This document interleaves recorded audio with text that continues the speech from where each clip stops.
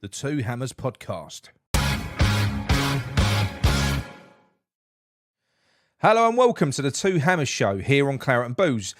This show moving forwards will be hosted by either myself, Gary or John and one other hammer. Two Hammers. The clue is in the title. The idea is that we invite somebody else in from the outside to give a different perspective, a fresh perspective on current events at West Ham. If you want to criticise me or John, especially John, or Gary, that's absolutely fine. Crack on in the live chat. But in the live chat, please, please, please be nice to the guests. Don't be rude. We're going to talk. We're going to have a chinwag on current events. And then probably the last 10, 15 minutes, we'll do a QA as well, where you can kind of put your questions in the chat and then we'll have a little chat about what you want us to talk about as well. Okay? So I think that's pretty much cleared up. So let's get on with the show. Hello, everyone, and welcome to another episode of The Two Hammers. I'm joined this time by Ryan King from Fortune's Hiding Down Under. He's a Cockney that moved over to Brisbane. Isn't that right, Ryan? Mate, 2012 made the move. Yeah, it feels like a lifetime ago now, mate. Like grown up over here, really. It's a long time ago, isn't it? Yeah, well, I left October 2012, so I left about 4 months after the 2012 playoff final. So yeah. I left when things were getting good again. There's no twang to your voice yet. I've noticed you ain't started getting the old Aussie dialect. Sometimes it might creep in just a bit, mate. It might do. Yeah. I watch EastEnders still, to be fair, so that's probably why. Yeah, keeps you on the keeps you in line. That does keeps you in check. Definitely, mate. That's it. So what did you do? There's a bit of an interesting story around.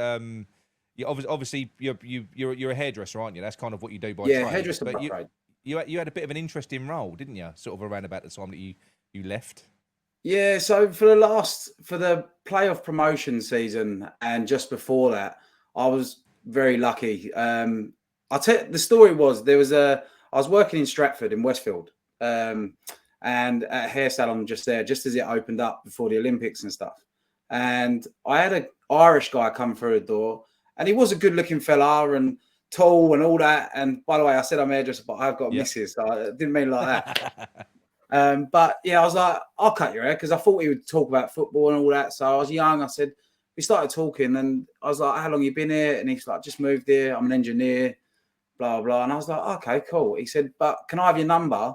Because a few of my mates might want their hair cut. And I was like, you hear it all the time. And I was like, yeah, cool. No worries. So I've gone away. He's gone away. 2 weeks later, I get a phone call, and it was him. And he was like, any chance you can get to I think it was the Ramada, there was a hotel in Canary Wharf. And I was like, it's a bit suspect. Yeah. Definitely. Do you know what I mean? Yeah. And I was like, all right, cool. I'll come down. And I went and met this lady in the foyer. And she was like, look, the boys are upstairs. I'll take you to the room. Another weird thing, but I'm 20, 21, 22. So I was going for it, and I wanted some cash. So I was like, I'll do it. I'll cut anyone's hair. So it took me up to this floor, and they had all the massage tables out. Right. Which was really weird, like in the hallways. Yeah. So another weird flag. And I am suspecting, by the way. I'm not completely stupid. Yeah. So the lady's knocked on the door. She's left me. Who opens the door? Mark Noble. No way. Yeah. And he's like, all right, son. I was like that. I was shaking. So Stephen Henderson wasn't an engineer. He was the goalkeeper we just signed in that year. He was telling Porkies. I didn't have a clue who he was. So had you been talking to him about West Ham when you was... Did he know he was a West Ham fan? The reason he was a Man United fan, that's what I do remember. And the reason... Because I asked him about this later on, and I said, why didn't you tell me? And he went... Because I'd just been in a taxi with a West Ham fan who was my driver, and he just gave me dog's abuse about West Ham because I'd just signed for him. And he went, I didn't want to tell the hairdresser that I've just sat in his chair, who's a West Ham fan. No.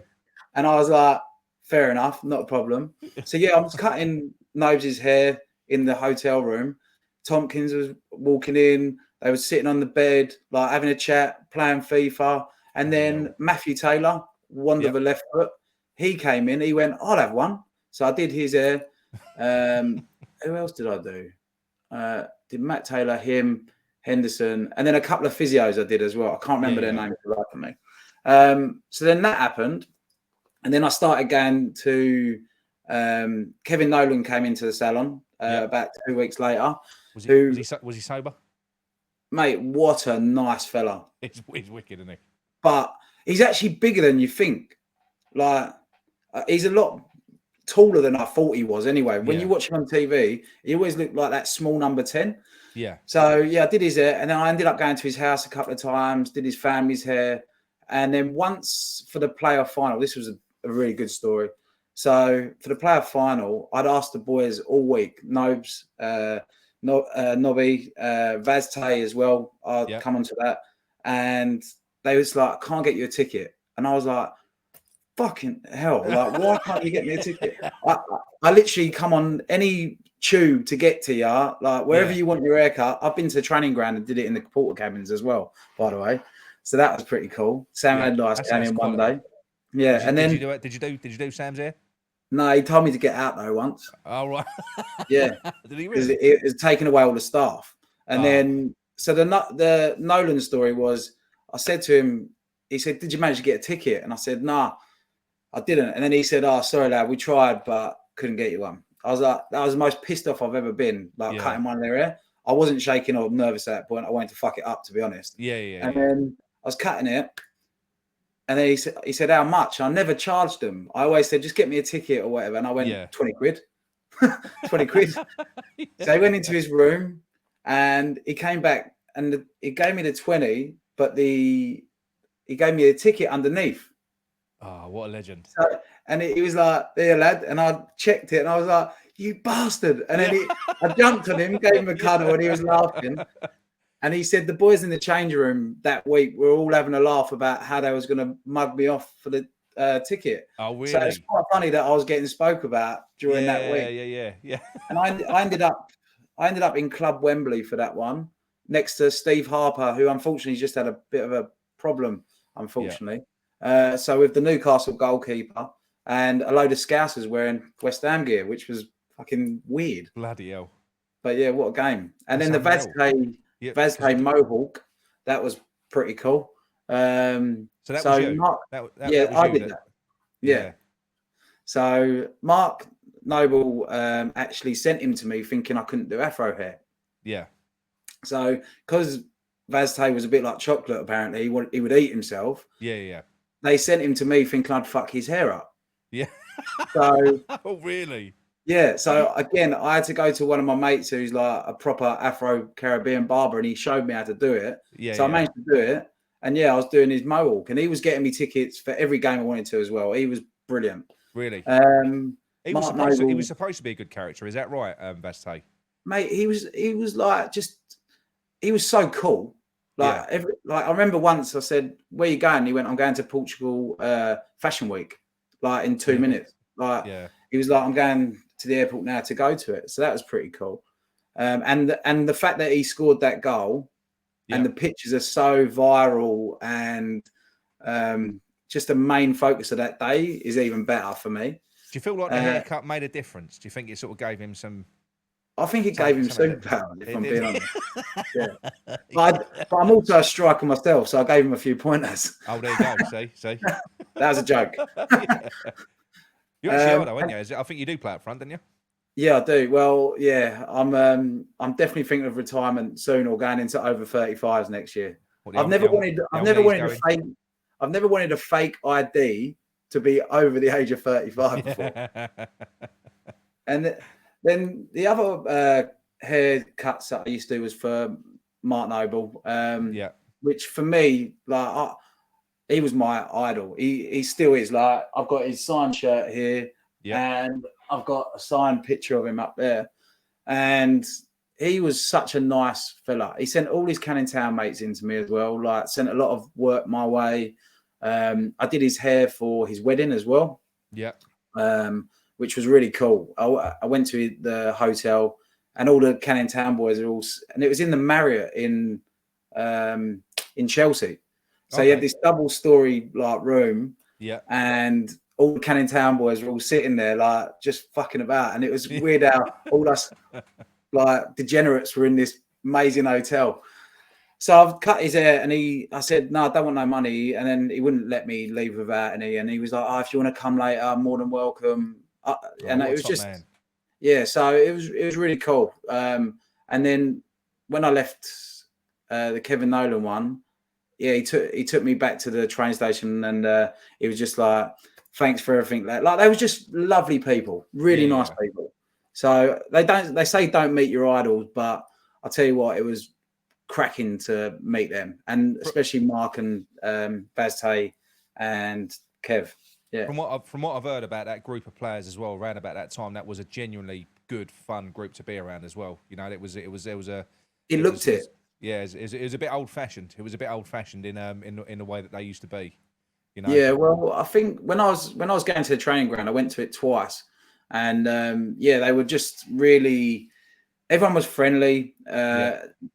And all the players would say hello. Yeah. There was one that wouldn't. And I was quite surprised, actually. I was like, that's a bit weird. But can you call him out, or don't you want to? He plays for Palace now, but that's all right. Oh, right. Okay. Yeah. Oh, Tompkins. Don't know.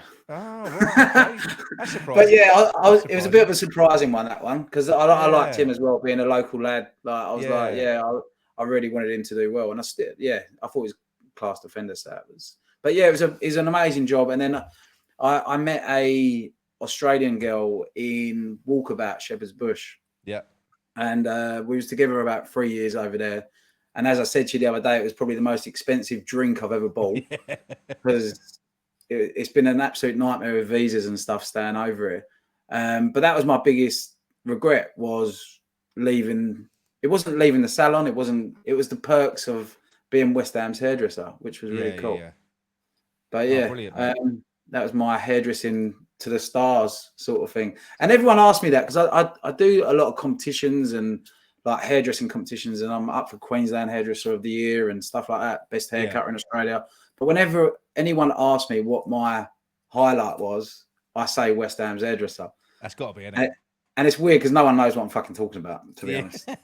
So, yeah. I'll tell you what. Before we sort of push on into other things, you've also done a little bit of charity work, haven't you, for the Dylan Tombide DT38 Foundation? You organised a charity game, didn't you? Yeah. So I'll start with the Perth trip. So actually, we'll start a bit earlier than that. So in 2020, West Ham were meant to come out to Brisbane and play Palace and Brisbane Roar. So that's on my doorstep. Yeah. So they had us on Channel 9 News, which is the big news show over here. And then we was all looking forward to it. We had so much stuff set up to do. And unfortunately, COVID happened. So they cancelled it. And then I think they did it again. They bought Leeds and Villa out instead about 3 years later. Right. So then they organised the Perth trip, and everyone in Australia was buzzing. All the West Ham fans. We've got so many different groups, like Perth Hammers, Brisbane Hammers, Adelaide Hammers, all of them. Yeah. And everyone was buzzing. You could see there was a massive a fan base going to Perth. And bear in mind, Perth for me is a 6.5 hour flight. Yeah. Yeah. Literally the outside, isn't it? Yeah. It's not easy to get to. So it's very expensive still, and blah, blah, blah, blah. But what I realised was there was one day that we didn't have anything on. So no Tottenham game. Obviously, there was another channel, West Ham Way event came out, which was really good as well. And we had the Sunday, and I said to a couple of mates, I said, why don't we try and set up a football match, like a charity game? Because I fucking hate Tottenham. And I was like, right, how do I get hold of these lot? So I managed to get hold of Oz Spurs, and it was a guy called Paul, who actually, he wasn't very well himself a couple of years ago. So they was going to have a charity set up for him as well. Right. So he captained them, and he sorted out 22 players, and I sorted out 22 players for West Ham. And how I did it, I chose 5 people from each area. So 5 from Adelaide. Supporters group, yeah. Yeah. Didn't have a clue who they were. I just went from their profile pictures to see if they looked like they had 2 legs. So I obviously fucked up the. I did a Moyes and fucked up the selection of the team. Oh, right? no. But yeah, so then I managed to get hold of DT38. So I rang Dylan's mum, and she lives over there, and she said, "Look, we've got another lady in Perth who looks after the foundation." So I rang her up. I said, "Look, we're looking to do this. Would you be interested in letting us like plaster DT38 over everything that we do?" Yeah. And she was like, "Of course." So we got the two teams. We managed to get a ground in Perth, which was quite cool actually, and it was called Subiaco, and they've been going for like 70 years. And just to get the scale of how big it was the biggest day of take-ins their clubhouse had ever done. It's West Ham in 70 years. We're the same wherever we go. Exactly. No Tottenham fans stayed, by the way. Just want to put that out there. No. In fact, all the West Ham fans stayed. Get back to the game. I'll tell you that in a minute. Good. So we had about 250 people there to watch. The day before was the West Ham Way event, and Optus Sport, which is like the equivalent of Sky Sports back at home, was there doing a bit of interviewing with Dave and X and stuff. Yeah. And then the two news crews. And I went up to him. I was a bit cheeky, and I'd had a few beers. And I was like, "Look, I've got this charity game tomorrow for DT38 Foundation, West Ham fans versus Tottenham fans. Do you fancy coming down?" And they all three of them picked up on it. And then they came down and did a bit of a broadcast on it. So we had 3 major TV channels down, which was awesome. That's kind of increasing the pressure on your performance now, isn't it? Yeah, big time. I was like, I shouldn't have had about 30 beers the night before as well, by the way, which was horrendous. But yeah, so we got the game underway, and I actually there was a few lads from London there. Okay. So I picked them into the team as well, because I thought fair play to you. I think it was Luxury Tours. I don't know if you've heard of them. I have. Yeah, so a couple of their lads was there. So I said, "Oh, more than welcome to join in." And then they gave away a fucking penalty in the first minute. Oh, did they? Yeah, kicked him up in the air, then went off as a sub. I was like, Christ. "Cheers, you've really helped us there." So we went 3-0 down. We got it back to 3-3. I went gung ho and went, "Fuck it, let's just go for it." Yeah. And we put all the young ones on, and unfortunately went down 5-3, so we lost. Oh, no. Which is a shame. It's a shame. And the worst thing about it was a picture of you here, look. There you go. Hey, look at that. What? Yeah, we looked better there than we did on the pitch. Yeah. But no, it was a really good day, and there was a cracking goal. So if anyone goes onto our channel, it's on the short, and we scored a cracking goal to make it 3-3, which was Mark Pike from Perth, which was great. So yeah, so we had that, and then we raised $3,500 in an idea that was 3 weeks. So 3-week idea, and we raised $3,500, which went to DT38. Oh, that's brilliant. And yeah, we had a great crowd, 250 people, and yeah, I thought it was class. It was great. Perth was awesome.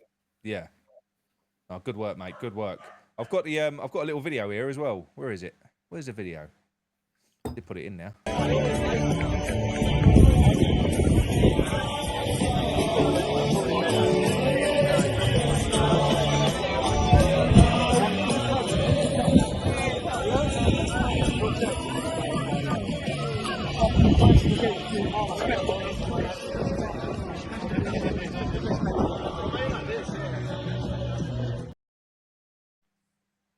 It just brings back our smile. It was amazing that we managed, because as I said, 6.5 hours away I am on a plane, and then Paul from Spurs, he was in Sydney. Yeah. So I spat for the Spurs thing, by the way. Yeah, of course. Yeah.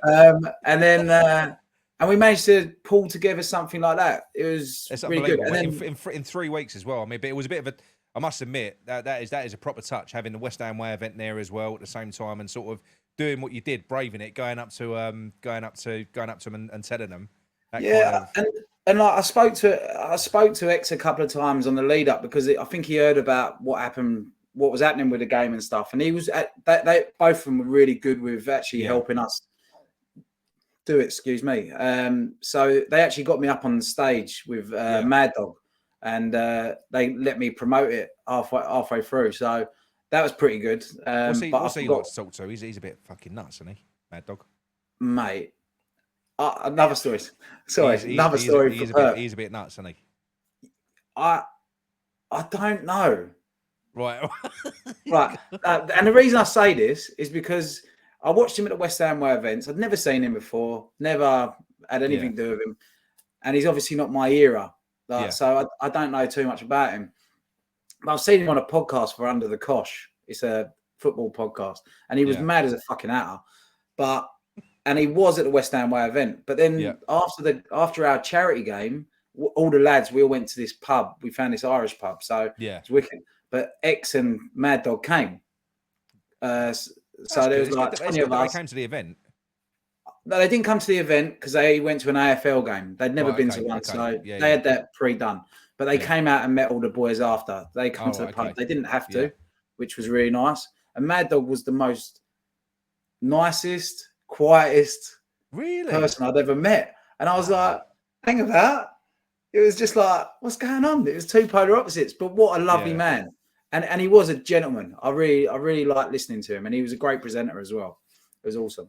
Yeah, well, he's experienced. He does quite a bit. He's definitely a bit quirky. I've been to an event before where he's that he's hosted, and I remember being there when he walked in, and he's just kind of I remember he just sat on a stage and just sort of stared into space for about 10 minutes before he done it. When we played Spurs. When we played Spurs for the friendly, he was sat 2 rows behind me, like literally 2 seats behind. Yeah. And I turned around and he's just sitting there. Yeah. He's just so ingrained in what he was doing. He's focused on the game. He's so focused. Like it's razor. It's really good though. But he was a really nice man. And as I said, Perth was great because I've said this before on a few. I watch you guys and I watch all the other channels because it keeps us close. You know what I mean? Like, and there's a massive, broad Australian fan base out here. Yeah. And we watch your shows and other people's shows to feel close to home, basically. And there was a few people that said, and including yourself, which I called out once. Yeah. I did. I did. Yeah, and that was me actually that you was talking about. You actually apologized, which was really weird. But I was like, a lot of people were saying about why they're going out there. And I was like, it really irked me because I'm like, I buy all the merch. I get up at 1 a.m. every morning or 5 a.m. for the European games. I was like, why shouldn't we get the chance to watch them? And that's what should be done though. And that's the thing, as fans, I suppose, as fans over here, you don't think about the worldwide fan base. You don't look at that because, and it has to be done. You've got to do stuff like that. You've got to give everyone the opportunity to see it. But I suppose all I was thinking was we had a shit season last year. We ain't got the players in there yet. Now we're off fucking flying halfway around the world. That sort of thing. But we beat Tottenham. We did beat Tottenham. with a geezer we sold about 2 weeks later. Yeah. No, I know. Number 41. No, not him. He didn't come. Skamaka. He scored Skamaka. the goal. Oh, of course he did. Yeah. And I'll tell you what, West Ham put on a couple of events as well. How did Skamaka look when he was out there? Was he half-assed or? He actually played all right. Oh, did he? Yeah, but I'll tell you what, Moisey was playing the Mabama and Ings together. I mean, it looked really good. Never going to see that in a Premier League game ever. I know, but that's why it's weird. Why even try it? I know. That's another conversation. I know. We'll get to that. But no, yeah, it's good, great. Mate. That's good. So I suppose before we move on to current day, something big happened for all West Ham fans, didn't it? Only a few months ago, but it feels like longer. And that was us in the cup final. Now, if the time difference is right, you was probably up at 3, 4 in the morning, 5 in the morning watching that. I was up 3 a.m. getting ready, trying not to wake the missus up, as I normally am, trying not to wake her up at that time to watch West Ham. But that day was extra special. Like it was like a cup final that I imagine my dad or granddad watching when when they're getting their scarf out and they're like, I remember like picking my shirt, what I was going to wear.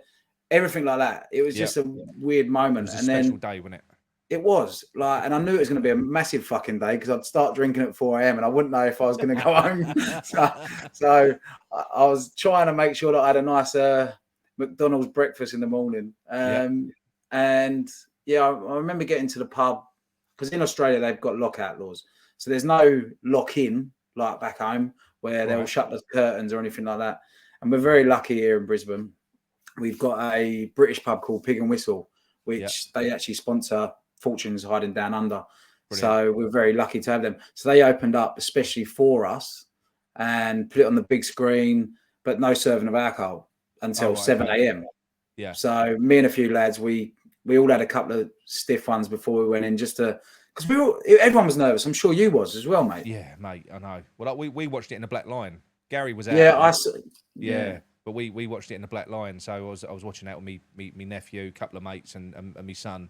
And it was traumatic watching it, but that release at the end, I think most of us saw it because it was a typical cup final. It was a shit game, as they always are. They're cagey. Both teams are going to be cagey. It's winning that game means everything. I think most people, from the minute that ball left Paqueta's foot, the majority of people was like, "Oh my fucking god, we're going to score!" Even before Bowen had gone through, because it was. Do you know what I mean? It just felt like that was it. That was a moment. But I can't stop smiling. I know. When anyone talks about it. I know, but you almost missed that, didn't you? Or did you miss it? The actual moment? No. So the funny thing about it was, so as I said, they were starting to serve booze at 7 a.m. Yeah. So towards the 90-minute mark, it was coming up to extra time, obviously, and 7 a.m. So we had a really good spot in the pub. But the pub's got a big screen and then the dance floor just underneath it. So me and the boys, I said, let's get to the fucking bar now so then we can get the beers ready for extra time. But as we're walking across the dance floor, and as soon as as you say, Paqueta hits the pass, and everyone, you just hear this noise. And then me and the boys just start going like that, looking. And it was like the Italian 90 music just started. I know. And it was like, oh my fucking god! And then it was in, and I'm sure you've got the video. Yeah. I'll put it up now.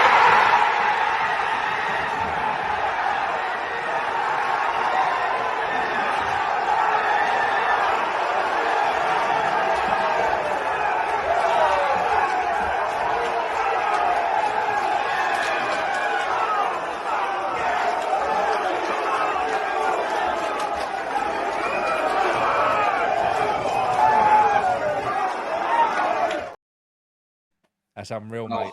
I'll tell you what. How long was the session? If you started drinking at 7, did you get home at a decent time?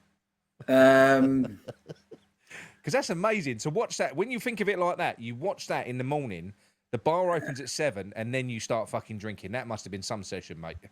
Well, it went from 4, and I didn't get home till I think 12 at night. Oh, mate. I was pretty sure a quick picture actually, but yeah. So the boys, we just carried on and on all night. I just got to get this. Here we go. It's a picture to prove that but I actually had Bowen to score the winner. Did you? And to win 2-1. No, you didn't. And there's me with my cash. Oh wow! Oh blimey! So you actually called the result. Was that the only bet you put on for that one as well? I don't bet either. By the way, Oh, I never bet. I'm not just saying that quietly because my missus is downstairs. Yeah. I don't bet at all. So like, tell us what was your winnings? There's a little chunk of money there. It was $400. So I had 50 on it, got 400. Oh, but my mate, one of the boys who I was with, who put the bet on, because I don't even have any apps or anything like that with it. Yeah. And we won it. We scored, and then he went, and we've won a load of money. And I forgot that we'd done it. Fucking hell, mate. That is unbelievable. So that paid for my day. It was great.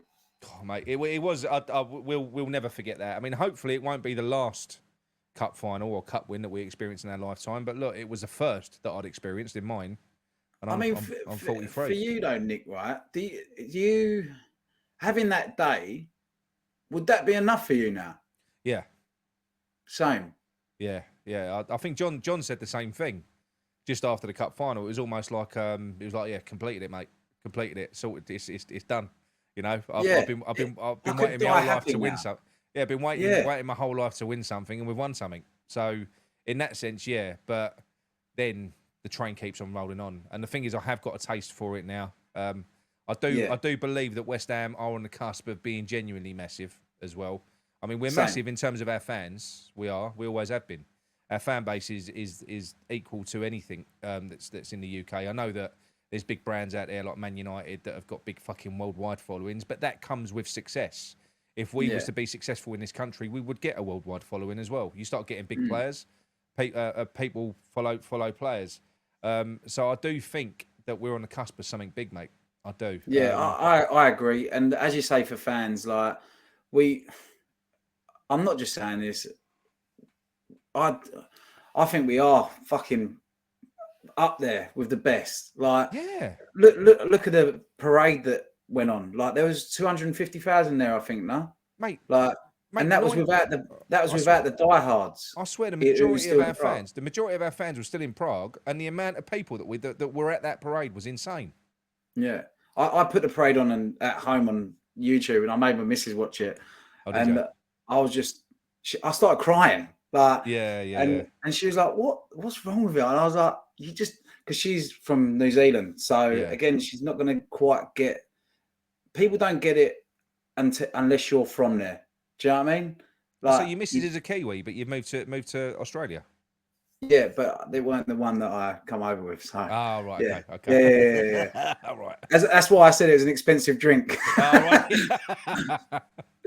But yeah, so, and I think she's starting to get it. But at the end of the day, it is my love. Like, Yeah. I live and breathe it, and I wake up in the morning, I'm putting your shows on. Yeah. Listening, like, it's mental. Like, West Ham is so ingrained in us from kid, Yeah. and to share it with other Australian expats here in Brisbane is just amazing. And we've got such a big fan base here. It takes some serious fucking commitment to get up and watch West Ham at 5 a.m. You know, God knows what time for some of these kickoffs that you have to watch these games as well. It's always 1 a.m. or 5 a.m. for the European games. 1 a.m. would be good. I could do that. That's fine. But yeah, that does take some commitment. I mean, I'll piss and moan anyway. But I moan about sort of having to drive up the A12 at 3 o'clock on a Saturday and stuff like that. Yeah, I think the 1 a.m. on Saturday nights are all right. The 5 a.m.s are a little bit tough, especially if we're playing like a shit Europe. I say shit European team, but you know, like, yeah. we get up and watch it anyway. They were shit European teams. That they were up until the later rounds. I think the AZ game was good. That was a challenge. That was awesome. But really what made that final so sweet? And look, we know it's a third tier of European football, but we beat a legit fucking good team. Fiorentina are a proper team. Well, Man United have just bought Amrabat. Yeah. So that tells you the sort of caliber player they had. They're a good team. They're a good team. And they don't like us very much. They think we're thugs and we're horrible, don't they? Oh, well, let them think that. AZ Alkmaar thought that as well, but look what happened. They got done by one geezer. Oh, no. I'll tell you what, I did love that from Lucas Paqueta. That's why, do you know what I mean? I hope he stays with us forever, that man. He's not going to, but the fact he went in windmilling when he didn't even have family in the stands. No. He just jumps in. He's nuts. Like, I watch him on Instagram. It's like he's not all there. It's like his ADHD or something. It's crazy. Honestly, right? And that's why I think it's such bollocks when people talk about this betting scandal thing with him. If you have a look at his defensive stats, sort of ball recoveries and stuff like that, after the first 3 games, I think it was, he was the top for ball recoveries. The geezer puts a tackle in. He goes in and he does put his body on the line. It's no wonder he gets yellow cards. Do you know what I mean? I call him a sexy, dirty footballer. I love him. He is like a sexy, dirty footballer. Yeah. He does defensive duties sexy. Like, mate, he was on the byline in Bournemouth. He did a Cruyff turn and put it through the geezer's legs and ran up the wing. Do you remember the bit where he was on his arse and he had his back to the player and he was sort of juggling the ball, sort of? That's it. Yeah. It's not all there. No, I love him. He's quality. It's quality. But I'm glad we didn't lose him when we did.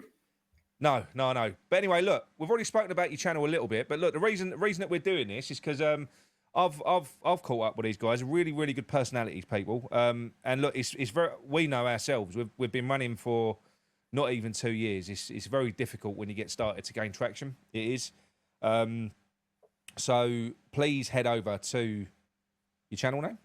Yeah, so YouTube channel we've just started 3 weeks ago, and as I said, we started because it was I saw there was a market over here in Australia where loads of Australian West Ham fans do watch YouTube, and I thought I watch YouTube and your channels and other channels as well, and it made me think, well, why don't I start my own one over here so then we can connect the fans in Australia? Yeah.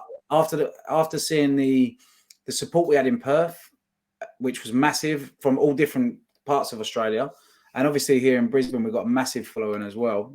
I just thought, well, why don't we do our own? So I spoke to a couple of guys that I know, Dave Rhodes, who fronts the Brisbane Hammers, very nice guy, one of the top boys that I met when I first moved here as well, helped me out a lot. Matthew Nolan, who's the Northerner, is the Cockney Mancunian. But if there's anything to know about West Ham, you have to ask him. Do you know what I mean? Because he just knows everything. Really? His dad's from Manchester, but he was a West Ham fan, and they just love it. He goes to all the European games. He used to go to all European games and etc. And then we brought in our convict, Nathan. So the reason we brought in the Australian well, we had to bring in an Australian because like we are an Australian YouTube channel.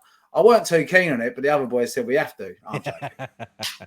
But it adds another dimension to what we're doing, and he's very knowledgeable and he knows what he's talking about. And I think with our channel, we don't want it to be a stats thing. We don't want it to. It is literally about a few mates getting together, having a chat about West Ham. We do 2 shows at the moment. We do one for the road, which is a game after a show after a game. So we do that in a pub, which is the Pig and Whistle in Riverside in Brisbane. And then we do our interactive show on a Thursday night where people can comment and we all have a chat, we all have a laugh. And I mean, it's very early days. As I said, it's 3 weeks in.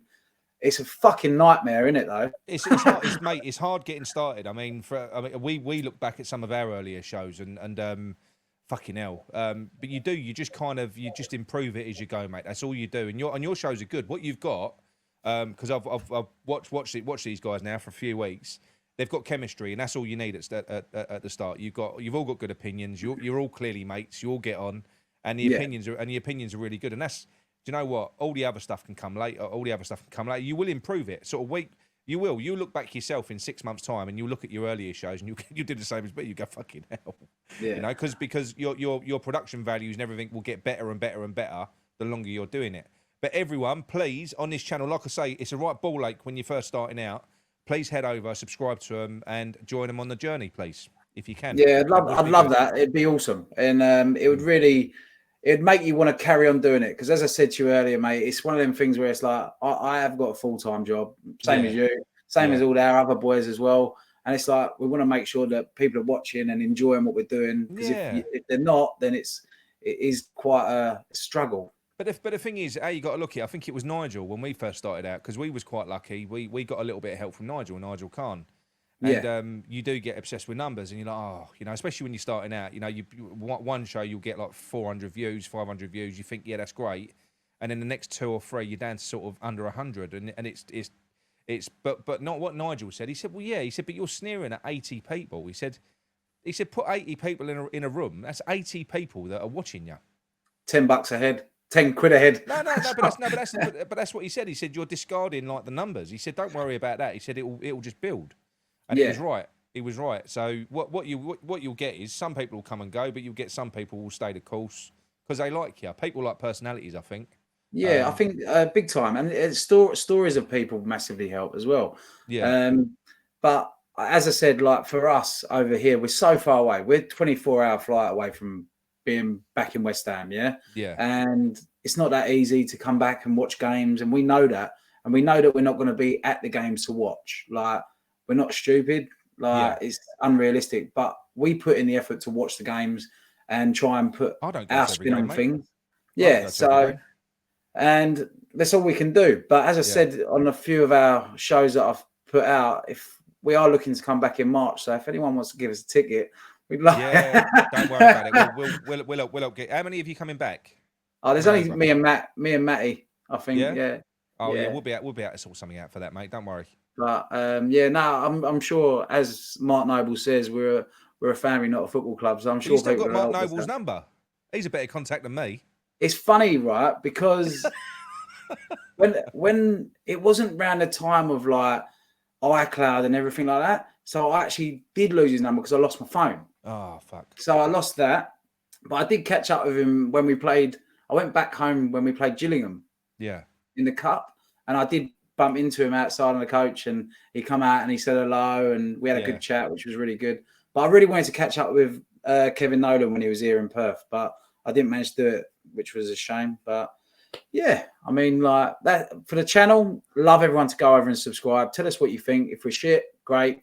If we're great, tell us we're great. And the interactive shows are great on a Thursday.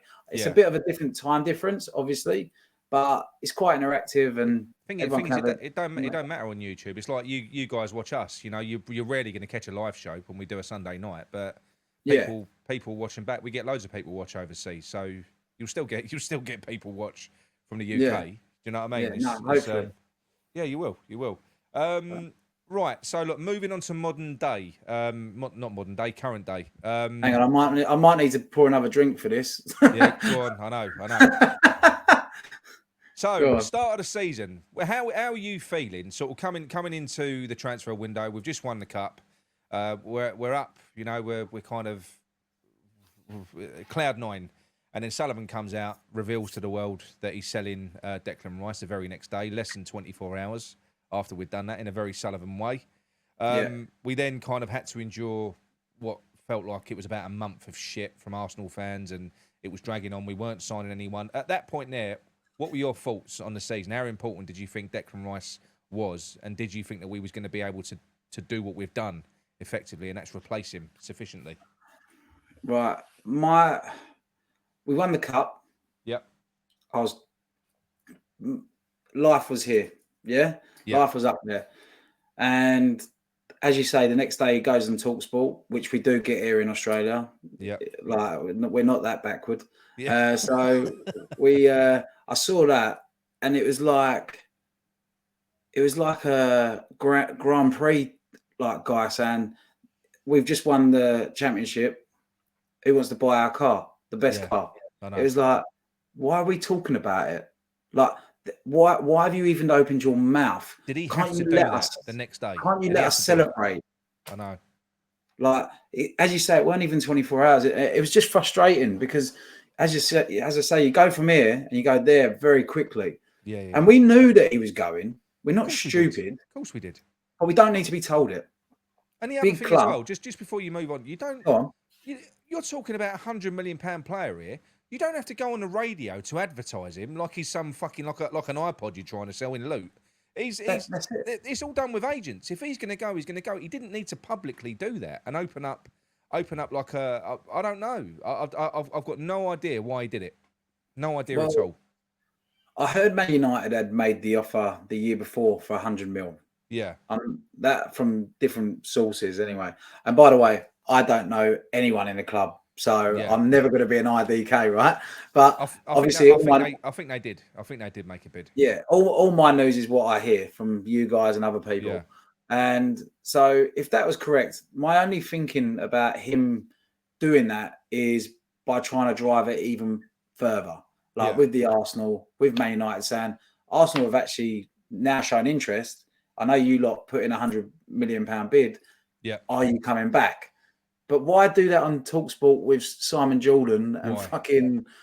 That's what I mean. You don't need to. You don't need to. But he was trying to start a bidding war, which, look, I suppose, as it turns out, Arsenal were trying to take the piss. when you look at it, what they was doing, you know, they was low. Fucking hate them as well now. No, I just hate fucking, North London in I general. know, that's where literally I live right in the middle of it all. I hate I it. know you said that the other day, mate, and the fact that you've called your dog what you've called it as well, Bubbles. I'm like, fucking hell. Yeah. I wouldn't want to be saying that in the dog park. I've got Bubbles and Frank McAvenny. I've got But yeah, going on to how I felt, like I was distraught for about a month.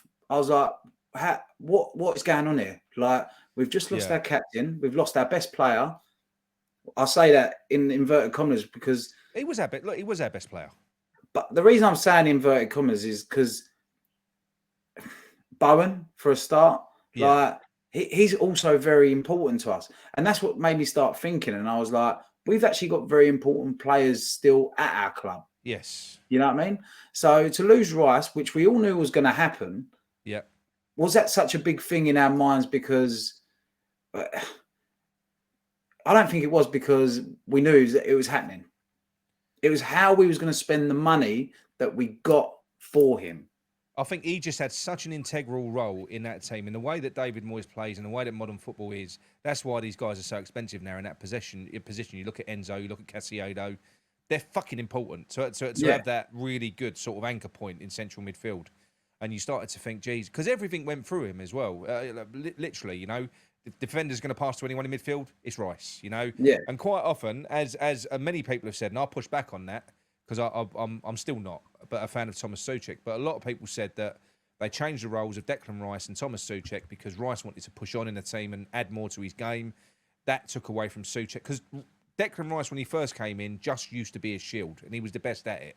But then something changed. He started getting further up the field, and when you look at all of those games where Declan Rice was putting in 7s, 8s, 9s out of 10s all the time, you that's great. But then you look at Thomas Souček, he's putting in a 5 out of 10 or a 4 out of 10.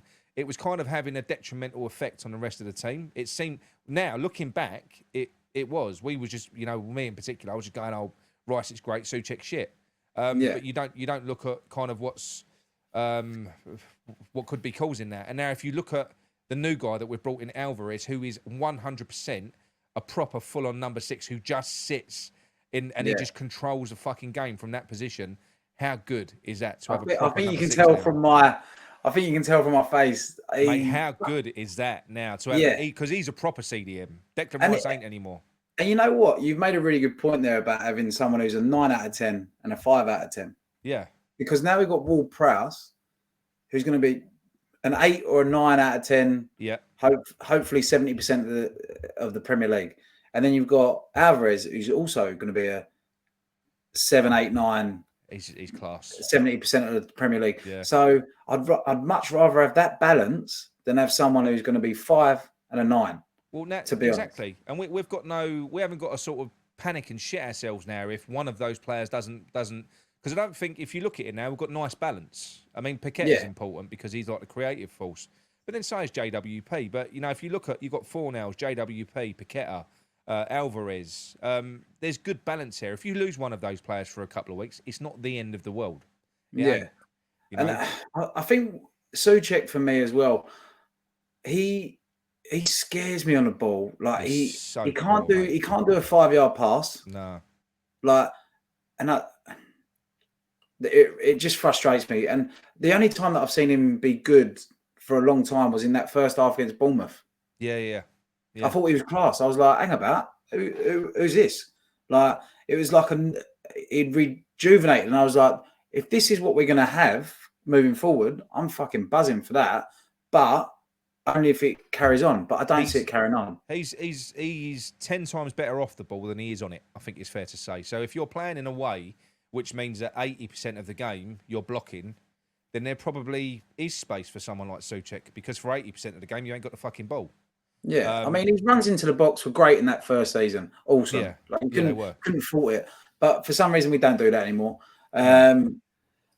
Alvarez, revelation. I think he's going to be awesome. I think he's going to be on the back of shirts of kids walking around London Stadium for a few years to come. Anyway. Well, my boy, I'm getting him the away kit. I've been slow this year, so I'm getting him. He wants the away kit this year. I don't buy all 3. I'm not rich enough. I got the away one, and it's smart. I've Yeah, had this that's what discussion he with the wants. boys because I got it without the sponsor. Yeah. And over here in Brisbane, everyone's moaning saying you couldn't see the badge. And I was like, I don't fucking want to see the badge. If I'm going to wear it down the pub, Yeah. it looks quite nice if I can get in somewhere else with it. You know what I mean? Yeah. No, I I like love it. it. I think it's really nice. I think it's one of them because I've seen it in the shop now. It actually looks better when you see it up close That's than what what the it boys does on the said. They players. said when you're sitting around a table and you're looking at it, it looks really smart. But they said we it's a can't see it nice on the shirt. TV. It's like, I Yeah. don't care if you can't see it on TV. But my boy, he was always, you know, he was Mark Noble. He almost got a Dawson shirt one year, but he didn't. He's got two Declan Rice shirts, you know, two because he picks one player a year, and this year he went, oh, I don't know. He loves Paqueta. He said, I don't know whether to go Paqueta or but now because he's a CDM. My boy's he's a central defensive midfielder, and he's fallen in love with Alvarez. He said it's got to be Alvarez. Gotta be Alvarez. Yeah, 100%. I mean, So he's getting Paqueta for me is like he's our Di Canio. He's that don't know what you're gonna fucking get, don't know what he's gonna do, but it's gonna be fucking good to watch. Like mate. But it also scares me how much money's out there that could get him away from us. And so if you're a kid, you probably don't want to get him on your shirt until after January. I know. Well, I think he's worried about that because he got what he got. He got the England shirt with Rice on, and he got the West Ham shirt with Rice on last year. I can't hear his name, mate. Honestly, mate, he actually annoys me when I hear him speak now. You know, now he's doing his post match.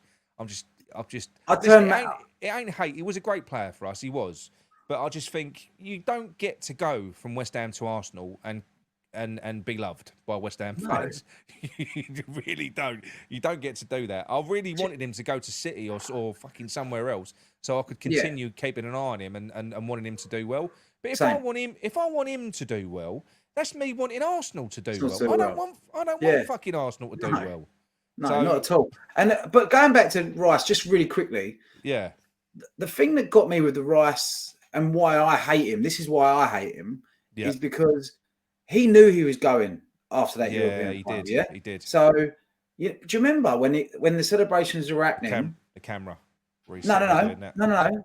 That wasn't it. It was when they were singing "One More Year," and he was doing that. He was lapping it up, taking the piss. No, he was orchestrating it, and I was like, "You fucking bastard!" Because you knew you were leaving, and you're taking a piss out of our fans, 100%. And that's why I don't like him. Yeah, that's why I know. I'm not a fan. Listen, I will always appreciate what he did for us. I'll appreciate that he was a great player that's come through our academy. But then kind of he sort of dismissed that as well because if he'd been at Arsenal 2 weeks. And bearing in mind, he ain't just talking about David Moyes in the last 3 years. This is a player that's been with us for what, 7-8 years. Come through our academy, play, you know, under all different styles of manager. And he's literally, I don't think he probably had 2 training sessions. I've learnt more in 2 weeks, you know, at Arsenal than I've, you know, it was basically along those lines. I've learnt more in 2 weeks at Arsenal than I did for ages at West Ham. And I think, no, hang on a minute, we made you an England player, and we made you a fucking £100 million player. West Ham did. You know? 100%, mate. And I think with the Arsenal thing, like, I can't I turn match a day off now if they're on. I just can't do it. It's a bit bitterness for me. It is bitter, but that's I don't know who because I always hated Tottenham. Tottenham have always been my pet hate. It all comes down to your mates when you're growing up, and to be honest, the majority of Tottenham fans I know are complete pricks. So that's growing up for me with the Tottenham thing, it was because we kept sending our fucking players to Tottenham. Yeah. That was when I was at school. They're so smug as well, you know. They really are. I can't stand them, you know. I know they're not all the same. I know they're not, but in my experience, that's why I've got this perfectly rational hatred of Tottenham.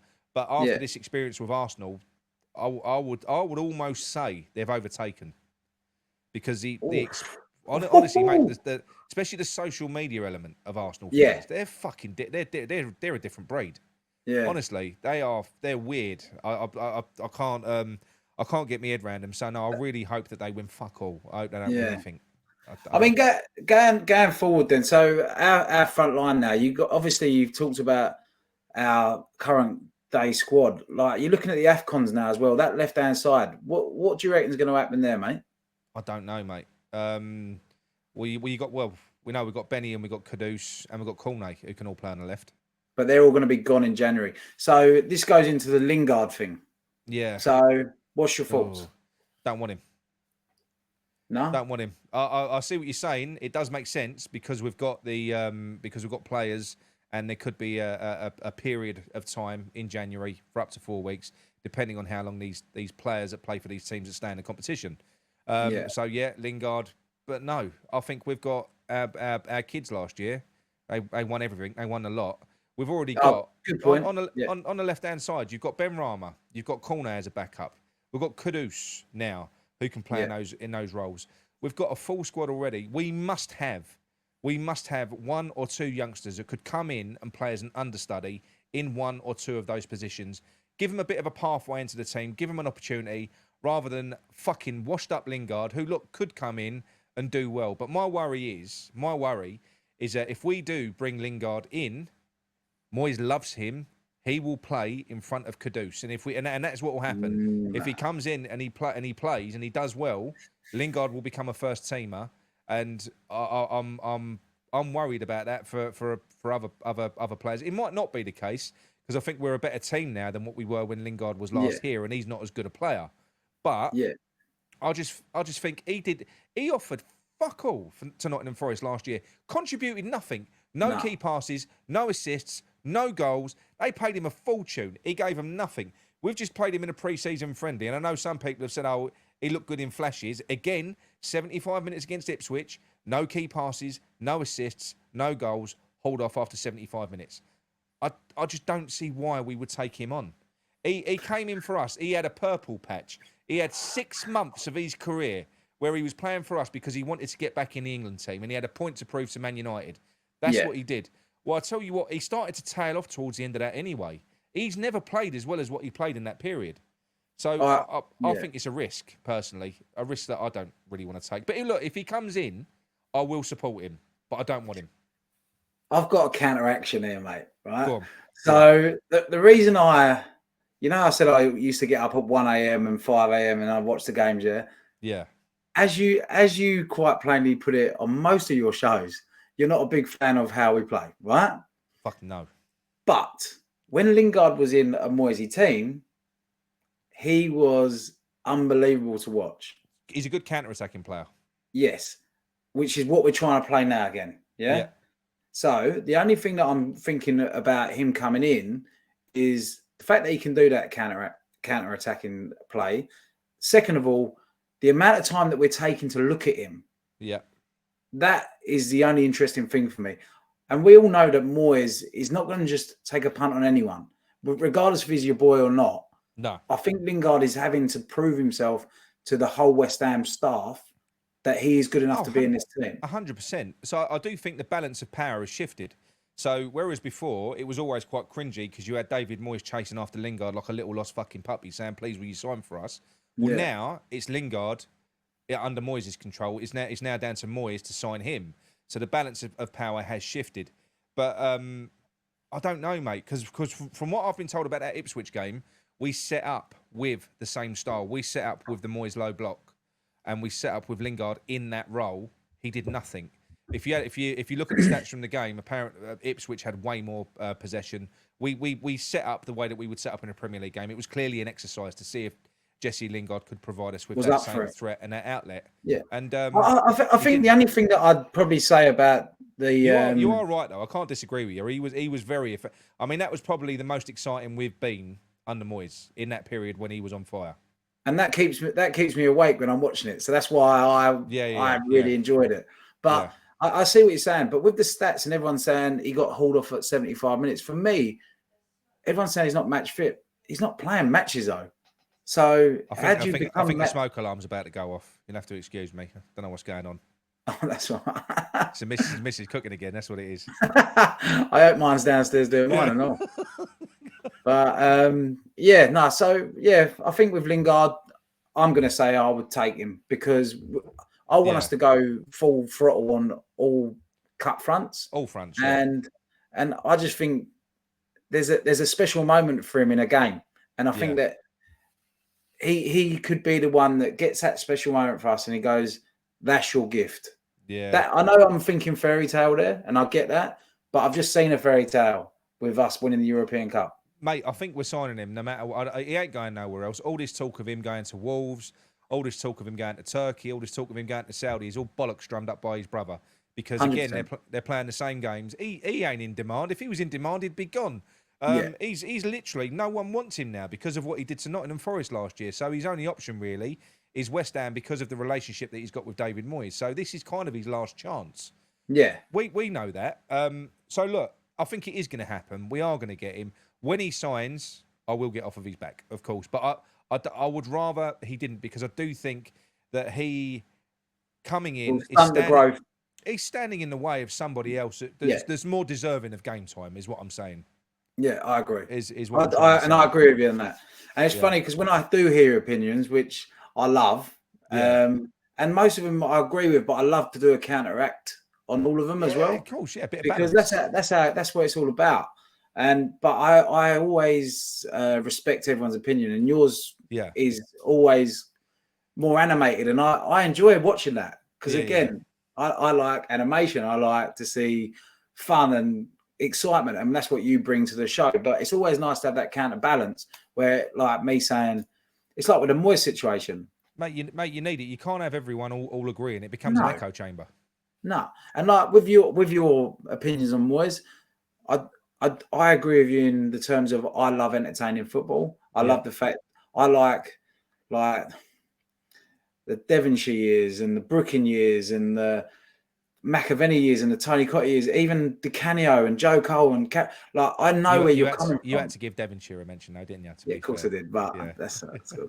And then, but so with that, I understand and I get it, and I'm the same. I'm a purist of football as well. I love seeing that sort of football. But the only thing is with West Ham at the moment, I don't think we can set up like that because I think we do have the players. But I think that we'd have to have a complete reset if we had a new manager come in to get them players back in a different mindset, which means that we're going to go backwards to go forwards. And I think sometimes being a football fan, it's quite hard you want it now, especially these days. You want it to happen now. And I think what I like about what you're saying, I agree with it, but I also think we need to go backwards before we can go forwards if that happens. I personally, for me, for the duration of the time that David Moyes is here, it won't help me enjoy the football. I will enjoy the results. I will, and I'll learn to cope with it as the season goes on. But I don't want him to change style while he's here because I don't think that he can coach and manage a different way. Yes, I don't think that he can do it. So I think it's futile expecting and asking him. He proved it last year. Apparently, he tried to change style. I never saw that, but apparently he did. No. So I don't want him to do that. I just want him to, like you've just said, I want us to be as successful as we can be. Sorry for the hiss in my voice, everyone, but it's fucking boiling up here. I've got a noise gate on and I've got the fan blowing on me and I'm not turning it off because I'll melt. So well, it's winter. It's winter here and it's 29 degrees. So yeah, mate, it's hotter here today than it is over there. See, there you go. But no, with David Moyes, I do want him to stick at doing what he does because let's be as successful this year as we can. There's no point wanting any more. The only thing is, right, as successful as it has been, I think people have been getting carried away. Now I'm going to give this. So if we go and lose to Man City, I'm not going to knee jerk. If we go and lose to Liverpool, I'm not going to knee jerk. But I'm going to give this 10 games. So if after 10 games this low block is still working and it's still successful, I will go for it because at the end of the day, what we saw against Bournemouth was us throwing 2 points away because we scored and then sat back and invited them on. It was ridiculous. What we saw against Chelsea was a game of fine margins that should have gone another way had they scored the penalty, had they have converted their chances. But we did well. We stuck in there. We scored our chances. We were clinical, but we haven't we didn't wipe the floor with them. That was, you know, like I said, a game of fine margins. If they'd have won that, we'd have come out of there not being surprised. You know, if they score that penalty, it's game over. Because the one thing when you play this way, if you go a goal down, you're fucked. If you start chasing these teams. Brighton, I will say that was a very, very good performance. It was one that had to. It had to come, you know. That was like the 12th or 13th time of asking. Who was the manager of that game, mate? What's that? The West Ham team. Who was managing that Brighton game, mate? De Zerbi. no, Moisey. Moyes, yes, no, he was, and Yeah. he got it right in that game. He did. Well, Yeah. I say he got it right. Look, listen, he didn't play any differently to what he's done in any of the other games, apart from Luton. We had to take the game to Luton a little bit, but he's played the same way throughout. But what happened is in this game in particular, we were a fucking solid galvanised unit defensively. I've looked back at it now. I didn't enjoy it so much when I was watching it. But if you look back, it was a beautiful defensive performance. Everyone was on it. You know, we didn't starve them of chances. Areola got man of the match. You know, they were good. So on another day, again, that could have gone the other way. If Danny Ings doesn't clear that ball off the line, it's 3-2 going into the last 5 minutes.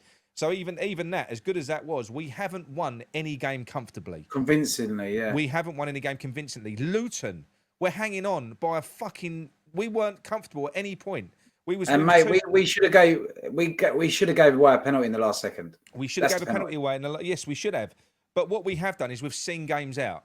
So we haven't been comfortable in any game, but we've been defensively resolute. But we ain't wiping the floor with anyone. The performances haven't been tremendous. They haven't been. There's been a couple of good individual performances. Now, if this builds and if it continues and if this starts to work over the next 10 games, then yes, I will get on board with it. But I'm very, very worried still that all of a sudden it could flip. It could come crashing down. It could come crashing down. And I don't think there is any hint or chance of a plan B. I think that this season and the tactics have been designed for one thing and one thing only, and that is to do what we're doing. So we'll see what happens. I hope it does. I think there's a very good chance it could work. That's a crazy thing. I'm cautiously optimistic that this disgusting style of football that we're playing is no, but I am. I'm cautiously optimistic that this fucking disgusting style of football is going to stunt so many teams because we're defensively solid. We've got monsters all over the team. We're defensively solid in midfield. We're resolute. We've got James Ward-Prowse pinging. We've got height everywhere. We've got pace now with Kudus. We are like a horrendous fucking team, really. Like a team that you've got to penetrate, but shit yourself. So you've got to flood at us and then worry. Look over your shoulder. If we're going over the top. Kudus and Bowen going the other way and Antonio. So it could work. I am cautiously optimistic, but at the same time, I'm not saying give Moyes a 10-year contract off the back of 4 games at the start of the season. I thought you was, mate. I thought this was the video where I was going to change you. No, I'm joking. No, I'm here to groom you, not the other way. So. Yeah. Jesus Christ, mate. I'm a long way from that. Yeah. But it's just great to hear different views, mate. And like, I think this will be our last season with him. I think this will be it. 100%. It will. And you know what? I know that you're not a big fan of him, but I think we've all got to respect what he's done. Like I do respect him. Yeah, and I know you respect him. I just don't want him managing the team. If he'd have gone after the cup final, I'd have had nothing but positives to say about him. Nothing. Yeah. I'll tell you what, if he ends this season with a trophy or a good same thing. Who knows if we might even make Champions League? Let's just say, who knows? You don't know. Yeah, but like, it is a love-hate relationship with me and him. It is kind of. I do respect what he's done. You can't not. Yeah, like he's given, as I said, we talked about the final. He's given us that day. Well, it was me a day, you a night, but he's given us that moment that we will always treasure and cherish forever, and we can die happy people. But I'd be happy for him to go out on his horse next year and go sailing him back up to Glasgow and say thanks, lads, like because he deserves that. And another cup final will be nice. Who knows what this season brings, mate? Yeah. Well, apparently, the very few times that we've won stuff in the past, we've always gone on the following year to a cup final. Always, every time. Yes, I did know that, but I don't think I could handle the fucking loss, mate. If I'm being honest. Oh, mate, would a Liverpool one killed me? I've still not recovered from that. Yeah, I remember that, mate. I was only young, but it wasn't fun either. No. But, what are your expectations? So to close it out, mate. To close it out, expectations for the rest of the season. What are your predictions? How do you think it's going to play? With one thing that we've all got to agree on, we have got a fantastic group of players now. We have, with or without Lingard. We've got a great group of players.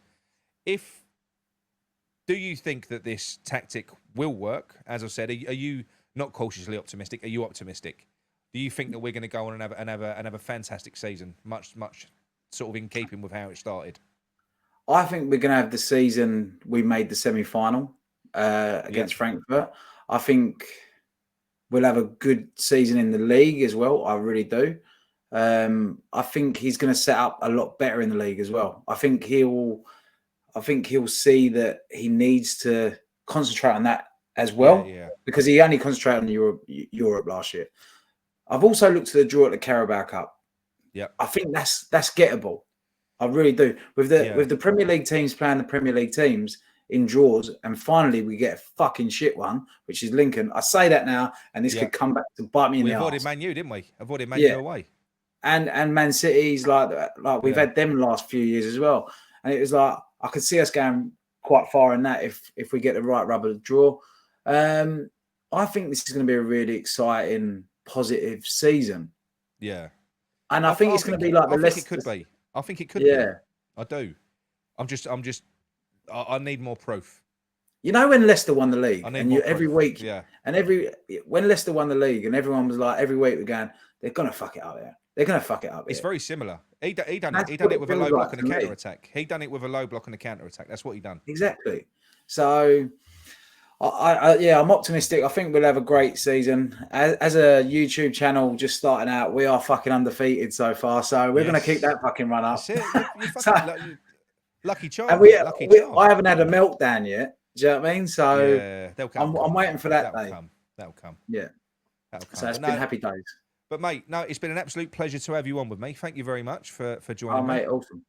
Yeah. And like I said earlier on, I'm going to put the link to Ryan's channel in the description. Go and check him out. Please subscribe to him. Help him out. It's always tough when you're first starting out. They're a great group of lads. And yeah, that's it from me. One thing less to say. Come on, you Irons. Come on, you Irons. Come on, you Irons. Oh, hang on. I'll always give you the choice. Do you want a normal outro or are we massive? One thing before we go. If anyone's ever in Australia, always hit us up. There's plenty of Facebook groups around Australia. So if you're ever over here having a holiday and you're looking for somewhere to watch the game, there's Brisbane Hammers, Adelaide Hammers, Perth Hammers, Sydney Hammers as well. Like anyone will help you out to show you a pub to watch the game with a load of different West Ham supporters as well. Just thought I'd put that out there anyway. But that's fine. Yeah. But you can't use your spare room because I've already reserved. Yeah, you've nicked it. Yeah. So normal outro or are we massive? What do you reckon? Massive. Go on. Massive. Go on then. Cheers, man. Wicked, wicked. Jungle is massive. Wicked, wicked. West Ham are massive. Wicked, wicked. Jungle is massive. Wicked. Yo.